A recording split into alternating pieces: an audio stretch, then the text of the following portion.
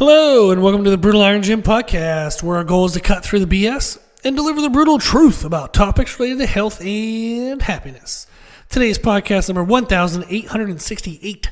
The topic is Q&A, and the title is, Should I squat with flat feet or heels elevated? This question was presented by a listener, so thank you very much. I love when listeners send in emails.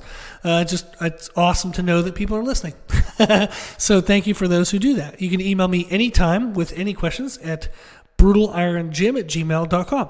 So this listener sent in the following question. She is a personal trainer. She's working on strength and aesthetic development. She wants to be strong enough to be able to help strength-focused clients. She also wants good aesthetics in regards to musculature thighs, muscle in the glutes, not too thick in the waist. So that way she can pull in clients who want to look like that as well. So she would like to blend both. With that, she said when she looks on social media, and if she looks in the strength world, she looks in the aesthetic world, sometimes people are squatting with heels elevated, sometimes they're not. And she was just wondering how to know what was the best position for her. Should she wear Olympic lifting shoes? Should she wear flat shoes? What should she do? She also included a video of her squatting, which was excellent, so that way I could give her specific advice. So I ended up giving her literally what she should do based on how she was moving. But then also, I wanted to give her general information that she can use with her clients. And that's what I thought I would share in today's podcast is how would she determine for every client that she sees what would be the best footwear for them. When we think of strength, one overview, like a broad way of looking at it, is if you film the person squat from the side. When we look at their bar path, what we would like to see is that the bar path goes straight up and down. So we want a vertical bar path.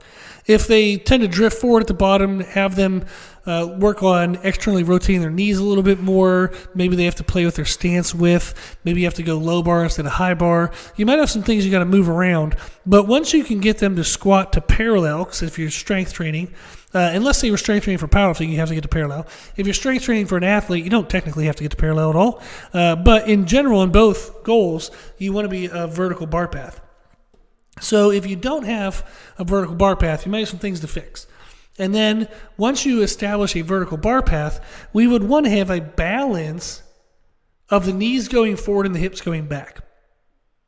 So if you were to draw a vertical line of the person's bar path and then look at them at the very bottom of their squat, is the distance of their knees in front of the vertical bar path equal to the distance of the hips behind the vertical bar path?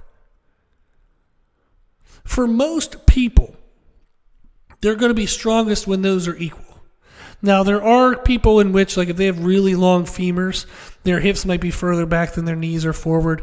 If they have very short femurs, their knees might be more forward than their hips are back. But this is kind of like we're doing a general approach. Is what you want to look at is when you look at bar path, and then how far the knees go forward, how far the hips go back, we would like to blend those. We would like them to be equal. So if they have flat shoes on and their knees don't go forward very much at all, but their hips go very far back, then you might want to elevate the heels. See if allowing the knees to go more forward, which doesn't require the hips to go as far back, helps them feel stronger. Likewise, if somebody has their heels elevated, they're doing a high bar squat and they have short femurs, their knees are going to go way far forward of the vertical bar path and their hips are going to go very small amount back. That might be great for quad development, which is why bodybuilders do that, but it might not be best for strength development. I think you might, John Hack is the only person I can think of that squats like that successfully and is strong as hell. Most other people you'd see squat like that wear knee wraps, like a wrap around their knees, so therefore they can push their knees more forward of the vertical bar path because they have more stabilization and help around the knee, so they're going to load more weight into the knee. So there's a lot of nuances you could hear in my little side deviation comments, but that would be one way to play with it. Is you can just use like a 10-pound metal plate, anything that's about a 3/4 inch, and have the person stand on that as a way to play with heel elevation. So you don't have to go out and buy $200 Olympic lifting shoes if you don't know you want them yet.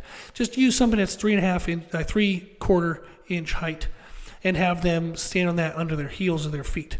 So film the person from the side, look at bar path, and if their knees go really far forward and they're on heel elevation, get rid of the elevation, see if that balances things out. If their flat feet and their hips go way far back, then get their heels elevated and see if that helps bring the knees forward and the hips forward a little bit. But that would be a way to kind of judge on an individual basis. If I'm looking at a vertical bar path, how far forward of that vertical bar path are the knees? How far behind the bar path are their hips? And can I blend those two out? That would be a very broad overview. I do realize there's a lot of nuances I'm not touching on, but that's a broad overview of how we would know. So film a client or yourself from the side, and if your knees go really far forward and your hips don't, then play around with the heel position, see if that helps. Maybe you're flat foot and high bar, so instead of elevating the feet, you have to just go low bar, and that can push the knees back and the hips back. So you can play around with high bar versus low bar. You can play around with heels elevated or heels flat. And that's going to allow you to play with the travel of the knee and the hips forward or backward of the vertical bar path. Now, when we look at aesthetics, we want whatever allows the torso to be in the most upright position. If our torso is very upright, doesn't mean you have to be perfectly upright, otherwise the bar would fall off of you. But we want more upright than less upright. If we're more uprighted, then we're going to decrease the core and lower back thickness and development, so that way we don't overly thicken the midsection. And it means that more of the weight load stress is placed into the hip and thigh musculature, which leads for better growth. If you want more of a hinging effect where the torso is tilting towards the floor for glute development, don't do that in squats. Do that with hip thrusts, glute bridges, RDLs, stiff leg deadlifts. Do that with hinge movements. Don't do that in a squat.